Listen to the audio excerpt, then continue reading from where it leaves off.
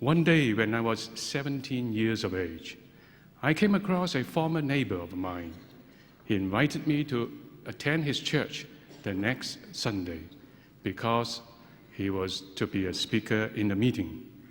It was there he gave his 2.5 minute talk, and I met the missionaries for the first time. 1 year later, I was baptized in the swimming pool of the Hong Kong Mission Home and became a member of the Church of Jesus Christ of Latter-day Saints.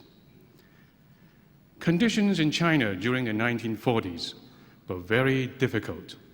One family with a 3-month-old child left mainland China and returned to their home in Taiwan. 20 years later, in 1963, that small child, now a young woman, arrived in Hong Kong for her studies. She responded to the invitation of the missionaries during their tracting and became a member of the church in 1964.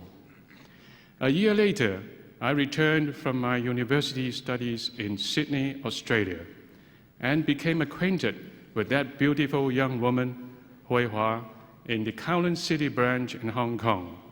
We were married 1 year later at the Kam Tong Hall in Hong Kong.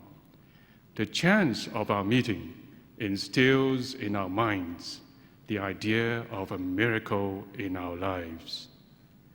Little did we know what the Lord has in store for us. Exactly 30 years to the month after my baptism, and also on my birthday, I returned with my wife to the very baptismal location to preside as mission president of the Hong Kong Mission.